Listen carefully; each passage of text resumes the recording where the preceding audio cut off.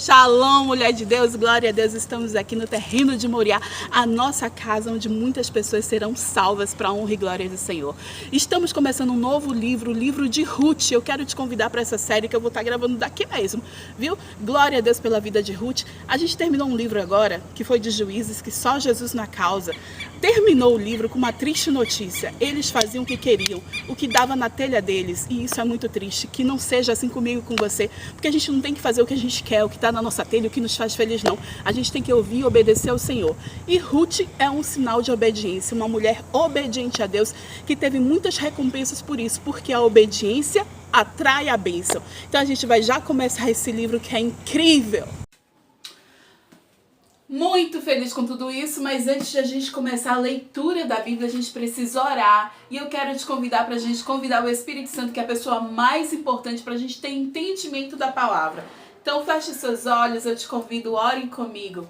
Querido amigo Espírito Santo, Tu és a pessoa mais importante de nossas vidas. Senhor, nós te convidamos para estar conosco, para nos ministrar a Tua palavra, para nos dar entendimento, para nos dar sabedoria, para nos dar discernimento espiritual. Pai, que caia as escamas dos nossos olhos, que tire o tampão dos nossos ouvidos, que sejamos pessoas mais espirituais, Senhor, que a gente possa ser cheia de Ti, que a gente possa Te ouvir e Te obedecer. Que assim seja, Deus, em nome de Jesus, em nome de Jesus, nos revela, Senhor, nessa história de Ruth, a mensagem que o Senhor quer nos passar e que possamos aprender e aplicar nas nossas vidas, em nome de Jesus. Amém? Aleluia, glória a Deus. Então vamos lá, né? Ruth, capítulo 1. Na época dos juízes, houve fome na terra, e um homem de Belém de Judá, com a mulher e os 2 filhos, foi viver por algum tempo nas terras de Moabe. O homem chamava-se Elimeleque. Sua mulher, Noemi, e seus 2 filhos, Malom e Quilion, eram efrateus de Belém de Judá, e chegaram a Moabe e lá ficaram. Morreu Elimeleque, marido de Noemi, e ela ficou sozinha com seus 2 filhos. Eles se casaram com mulheres moabitas, uma chamada Orfa e a outra Ruth. Depois de terem morado lá por quase 10 anos, morreram também Malom e Quilion. E Noemi ficou sozinha, sem os seus 2 filhos e sem o seu marido.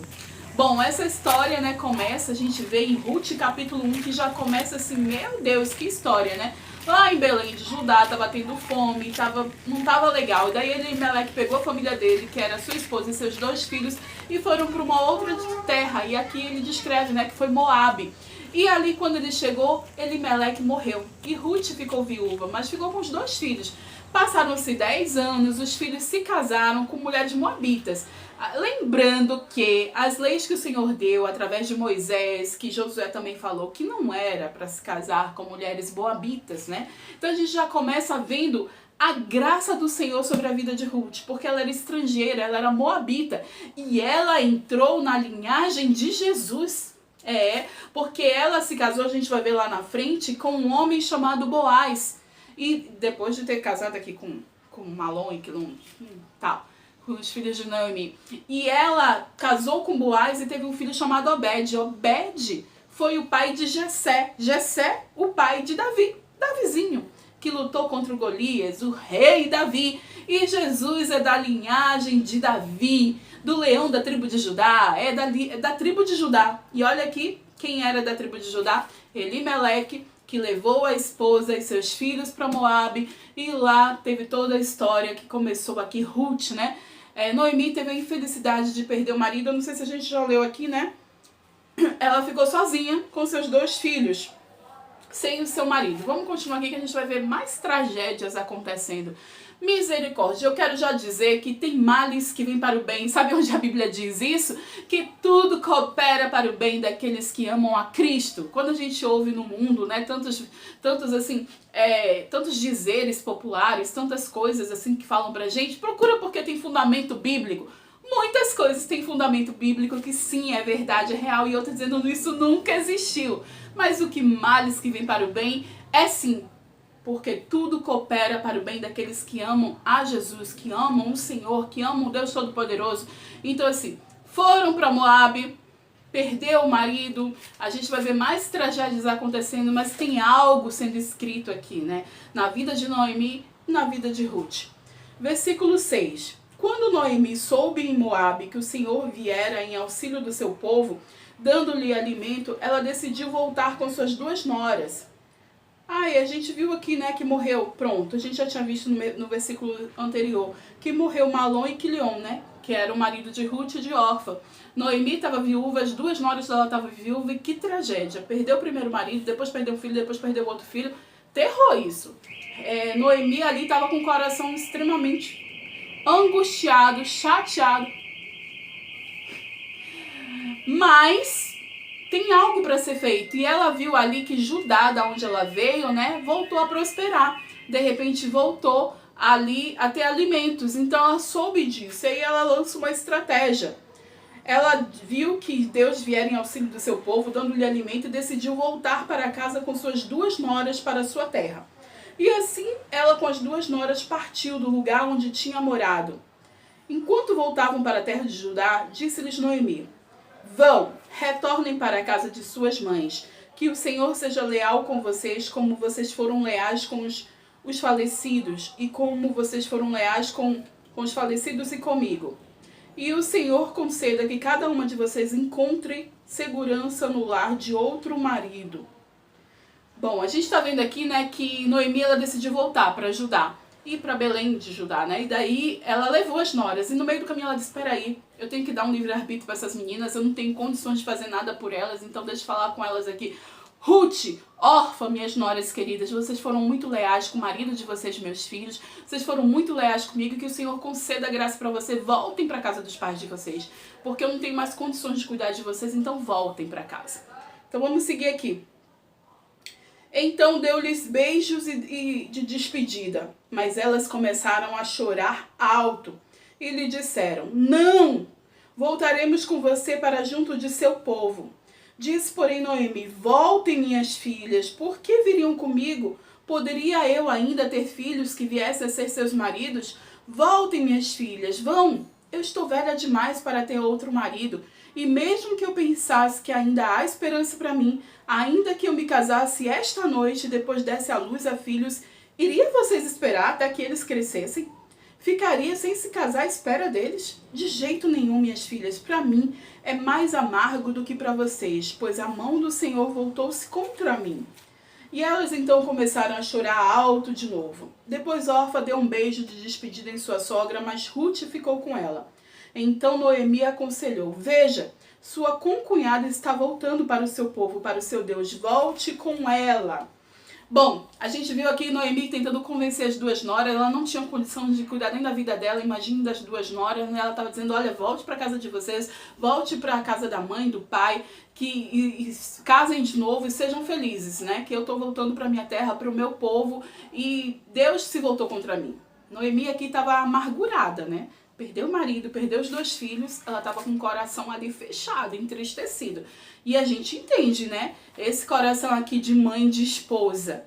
Mas ainda assim, depois, quando Obed nasceu, lembra que eu falei do filho de Ruth? Noemi declara que ali a alegria dela voltou, né? Obed é como se tivesse trazido um renovo para a vida de Noemi. Então ela teve um tempo de luta, ela teve um tempo de amargura, ela expressou isso aqui: Deus se voltou contra mim, né? Mas algo acontece. Vamos seguir aqui. Você viu Orfa? Tudo bem, eu vou voltar. E voltou para a casa dos pais dela, né? A vida dela seguiu lá. Mas Ruth disse: não, eu vou ficar contigo. E aí Noemi aconselhou, né? Volte como a sua concunhada fez. E olha que Ruth responde. E eu vou te dizer um segredo. Essa resposta de Ruth aqui, eu usei pro meu maridão.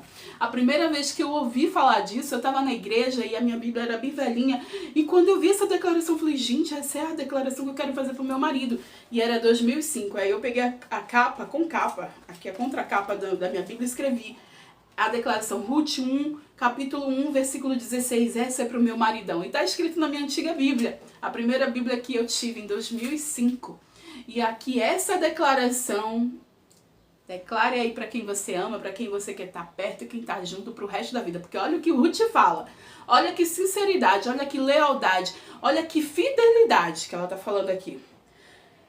Ruth respondeu: não insistas comigo que te deixe e que não mais te acompanhe. Aonde você for, eu irei. Aonde você ficar, eu ficarei. O teu povo será o meu povo. O teu Deus será o meu Deus. E onde morreres, morrerei. E ali serei sepultada. E que o Senhor me castigue com todo rigor, se outra coisa que não a morte me separar de ti. Essa declaração de Ruth aqui é incrível, é de fidelidade, é de amor, é de lealdade. Aonde você for, ela estava disposta ali a deixar toda a família dela, a deixar os pais, os irmãos, sejam quem for, deixar a cidade dela, de repente sair da zona de conforto. Ela estava disposta ali a deixar os deuses, porque moabitas tinham deuses, e ela estava disposta a renunciar a tudo e servir ao Deus de Noemi, servir ao Deus de Israel. Ela estava voltando para a terra de Noemi, para Belém de Judá, e estava disposta a servir ao Deus de Israel. Uau! É que eu e você precisamos fazer, deixar tudo para trás para servir ao Senhor, como Ruth fez. E ela foi extremamente bem recompensada por isso. Ela era uma estrangeira, era moabita, mas Deus viu o coração de Ruth, a disposição de Ruth, o coração dela, a abertura. Você lembra que Paulo, que Pedro pregaram para os gentios e não só para judeus na época de Jesus? Isso aqui é bem antes de Jesus. Deus já estava aqui dizendo: olha, o meu povo escolhido são os judeus, sim. É o povo de Israel, sim. São os hebreus, sim. Mas Ruth, olha o que Ruth fez. E você lembra também quando Josué estava ali para invadir Jericó, e ali Raabe, que era de Jericó, era também estrangeira, e ela também foi recompensada. Inclusive, toda a linhagem de Raabe entrou, né? Ela entrou na genealogia de Jesus. E Raabe era uma prostituta, e ela também era de fora, ela não era hebreia, ela não era do povo de Israel, ela não era judia. Olha a graça que Deus concede. Então, para mim, para você que de repente a gente não merece, a gente não faz parte, Deus entrega a sua graça, a sua misericórdia, seu amor, sua bondade. A gente não merece não, mas Deus dá. Uhul! Aleluia, glória a Deus. Versículo 18. Quando Noemi viu que Ruth estava, de fato, decidida a acompanhá-la, não insistiu mais. Prosseguiram, pois as duas até Belém. E ali, chegando, todo o povoado ficou alvoroçado por causa delas. Será que é Noemi? Perguntavam as mulheres, mas ela respondeu: não me chamem de Noemi, melhor que me chamem de Mara. Mara quer dizer águas amargas. Lembra que Noemi estava amargurada?